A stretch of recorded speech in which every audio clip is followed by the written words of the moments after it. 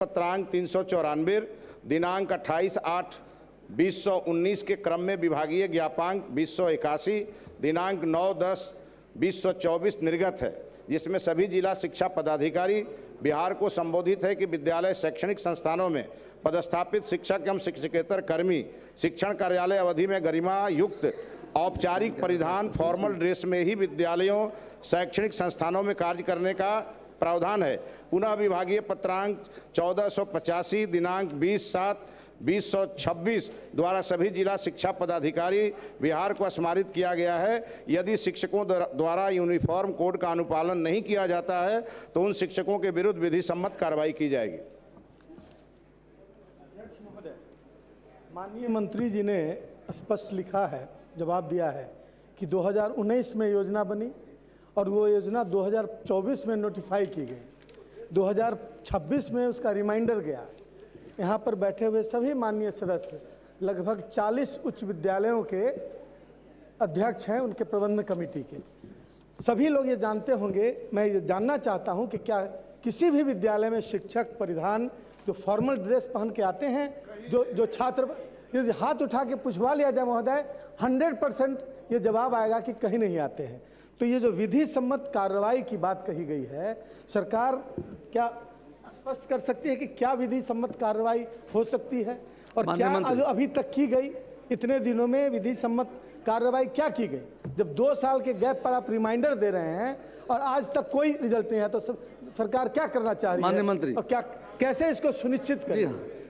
महोदय, हमने तो स्पष्ट बताया कि 19 में इस प्रकार का पत्र विभाग ने निकाला था और हमने कल ही फिर से इसके लिए स्मारित किया है, और अगर कोई माननीय सदस्य इस प्रकार की सूचना हमें देंगे तो हम उसकी जांच करा के 48 घंटे में कार्रवाई करेंगे। महोदय, अब तारांकित प्रश्न लिए जाएंगे। ही अध्यक्ष होंगे, उनके जो प्रतिनिधि होंगे, 24 घंटे में कहा है किस विद्यालय में यूनिफॉर्म पहन के शिक्षक आलोक बाबू, बिहार के किसी विद्यालय में आलोक बाबू कहा इन्होंने 24 घंटे में कार्रवाई करेंगे। बैठ जाइए। 24 घंटे के अंदर करवा दिया जाए। श्री आसिफ अहमद। आलोक मेहता जी पूछ रहे थे कि कोई शिक्षक यूनिफॉर्म पहन के जाते हैं कि नहीं। आप प्रश्न जो है भाई वीरेंद्र जी का और मिथिलेश तिवारी जी ने जो उत्तर दिया है उसमें फ़र्क देखिए, छात्रों में और शिक्षकों के ड्रेस कोड में फ़र्क है।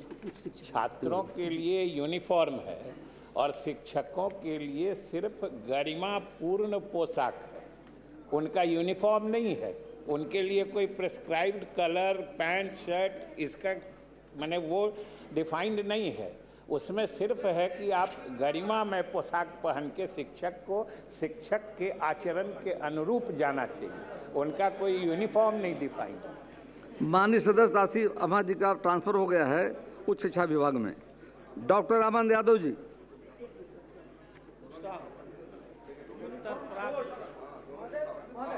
यूनिफॉर्म कोड जो है शिक्षकों और छात्रों दोनों के लिए जारी किया, सरकार देख लेगी। और माननीय मंत्री जी, माननीय उप मुख्यमंत्री जी सब बात को गोल मटोल करके अभी हमारे साथी वहाँ बोल रहे थे, शिक्षा मंत्री जी वो बता दिए कि खजाना खाली है और उसके लिए दोनों आदमी जान रहे हैं, शिक्षा मंत्री जी और माननीय सदस्य, इसलिए उन्हीं लोगों में फरियाद लेने के लिए उन्होंने कहा। हमने कोई आलोक जी, हमने कोई अपनी बात नहीं कही है। माननीय मंत्री जी ने भाई वीरेंद्र जी के प्रश्न में जो जवाब दिया है वो आपके भी जो स्क्रीन है उस पर देख लीजिए और जो छपा हुआ है उसको भी पढ़ लीजिए कि शिक्षकों के लिए कोई यूनिफॉर्म प्रिस्क्राइब्ड नहीं है, उनको है कि गरिमा में पोशाक पहनना चाहिए। छात्रों के लिए यूनिफॉर्म और गरिमा में पोशाक में फ़र्क होता है। यूनिफॉर्म में कलर कोड डिफाइंड रहता है, पैंट का कलर, शर्ट का कलर, स्कर्ट का कलर, और गरिमा में पोशाक में है कि कोई उत्तेजक वस्त्र धारण करके शिक्षक नहीं जाएंगे।